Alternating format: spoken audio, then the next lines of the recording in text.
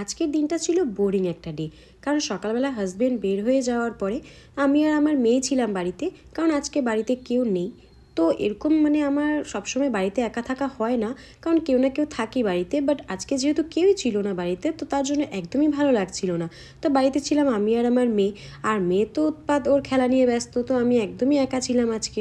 তো কতক্ষণ আর মোবাইল দেখবো, তো মোবাইল দেখছি, মেয়ের সঙ্গে খেলা করছি, বসে আছি। তো আর কোনো কাজ ছিল না, কারণ যতটা কাজ ছিল সকালে মোটামুটি আমার কমপ্লিট হয়ে গেছে 9টার মধ্যে। তারপরে আর কোনো রকম আজকে কাজ ছিল না। তো ভাবলাম বসে বসে কী করব। তো ভাবলাম কিছু একটা বানাই, রান্না করি। তো বাড়িতে তো কিছু নেই, কারণ মাছ মাংস কিছু নেই বাড়িতে, আছে অল্প পনির। তো ভাবলাম চলো আজকে পনিরের কিছু একটা আইটেম বানানো যাক। তো ফ্রিজে ছিল অল্প পনির, তো ভাবলাম চলো আজকে পনির ভুর্জি বানানো যাক। তো পনির ভুর্জি আমার খুব ভালোই লাগে।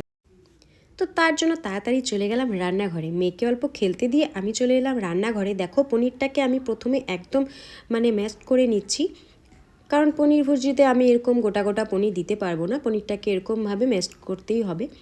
আর এদিকে বাকি যেগুলো আমার দরকার সেগুলো মোটামুটি বাড়িতে ছিলই। তো তার জন্য দেখো আমি নিয়ে নিয়েছি একটা টমেটো, একটা পেঁয়াজ আর অল্প আদা রসুন। আদা রসুনটা বেশি দেওয়া যাবে না, কারণ ফ্লেভারটা একদম নষ্ট হয়ে যাবে, তো অল্পই নিয়েছি।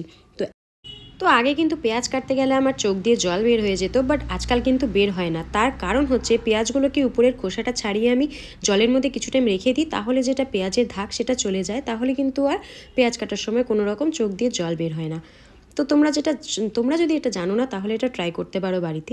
এরপরে দেখো আমি টমেটোগুলোকে সেম ছোট ছোট পিস পিস করে কেটে নিচ্ছি একদম, তাহলে তাড়াতাড়ি গলে যাবে। আর এদিকে প্যানটা বসিয়ে দিয়েছি, প্যানের মধ্যে অল্প সরষা তেল নিয়ে নিচ্ছি। হ্যাঁ, তোমরা চাইলে এখানে ঘি ইউজ করতে পারো, তো আমি সরষা তেলের মধ্যেই বানাচ্ছি। তো এখানে জিরা ফোড়ন দিয়ে দিয়েছি, আর ছোট ছোট একটা তেজপাতা দিয়ে দিয়েছি। আর তারপরে দেখো যেগুলো পেঁয়াজ আর যেটা আমি টমেটো কেটেছিলাম সেটা আমি দিয়ে দিচ্ছি কড়াইয়ের মধ্যে। আর যেটা আদা রসুনের পেস্ট বানিয়েছিলাম, পেস্ট ঠিক নয়, সেটাকে মানে আমি অল্প মানে ম্যাশড করে নিয়েছিলাম, তো সেটা আমি এখানে দিয়ে দিচ্ছি। তো এরপরে দেখো অল্প ঢেকে রেখেছিলাম, কারণ না হলে টমেটোগুলো গলবে না ভালো করে। তো দেখো আমি 10 মিনিট ঢেকে রাখার পরে অল্প সফট হয়ে এসেছে, তো আমি এখন এখানে দিয়ে দিচ্ছি অল্প লবণ স্বাদ অনুসারে। তো তারপরে দিয়ে দিচ্ছি হলুদটা দিয়ে তারপরে অল্প ভালোভাবে নাড়াচাড়া করে নিব। আর দিয়ে দিচ্ছি 1 চামচ কাশ্মীরি লঙ্কার গুঁড়ো, মানে যেটা খালি কালারের জন্য ইউজ হয় সেটা, কারণ ঝাল অত মানে কেউ খায় না আমাদের বাড়িতে, তো ঝালটা একটু কমই দিই আমি সব কিছুতে। তো একটু ভালো মতো নাড়াচাড়া করে নিচ্ছি অল্প টাইম, তারপরে আবার ঢেকে দিচ্ছি। ঢেকে দিলে তারপরে দেখো আমার যেটা মানে মশলাটা রেডি হয়ে গেছে। তো আমি এখানে দিয়ে দিব 1 চামচ বাটার। হ্যাঁ, এই বাটারটা কিন্তু এখানে দিতেই হবে, বাটার না দিলে কিন্তু এই পনির ভুর্জির টেস্টটা কিন্তু একদমই আসবে না। তো দেখো আমার যেটা মানে মশলাটা রেডি হয়ে গেছে, আর বাটারটাকে ভালো মতন গলিয়ে নিচ্ছি। তো মোটামুটি আমার যেটা মশলা সেটা রেডি হয়ে গেছে। তো আমি এখানে হালকা অল্প চিনি ইউজ করছি, তোমরা চাইলে এখানে নাও ইউজ করতে পারো, আমি ইউজ করছি জাস্ট অল্প টেস্টটার জন্য, টেস্টটা ভালো লাগে খেতে। তো এখন আমি এখানে পনিরগুলো দিয়ে দিব। তো পনিরটা যেগুলো আমি মানে ম্যাশ করে রেখেছিলাম পনিরগুলো, সো আমি এখানে দিয়ে দিচ্ছি।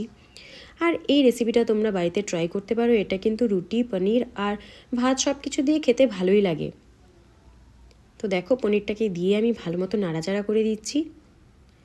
আর তেমন কোনো কিছু এখানে দরকার পড়ে না এই রেসিপিতে। তো এখন আমি এখানে অল্প জল দিয়ে দিব, অল্প ভালো মতন কষিয়ে নিব আগে পনিরটাকে, ভালো মতন মশলাটা যাতে পনিরের ভিতরে ঢুকে যায়। তারপরে আমি এখানে জল দিয়ে দিচ্ছি। তো জলটা বেশি দিচ্ছি না, কারণ মানে জিনিসটা একদম গ্রেভি টাইপের হবে, হালকা মানে ঝোল থাকবে, তো এর জন্য বেশি ঝোল দিইনি আমি। তো দেখো আমার পনির ভুজি কিন্তু মোটামুটি রেডি হয়ে গেছে। তো উপর দিয়ে দেখো আমি এখানে ধনিয়া পাতা দিয়ে দিচ্ছি ছিটিয়ে, তাহলে আরও খেতে কিন্তু বেশি টেস্ট লাগবে খেতে। তো দেখতেই পাচ্ছ ফ্রেন্ডস, আমার রেসিপিটা রেডি হয়ে গেছে।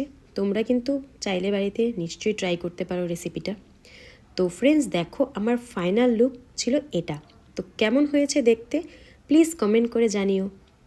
Bye bye.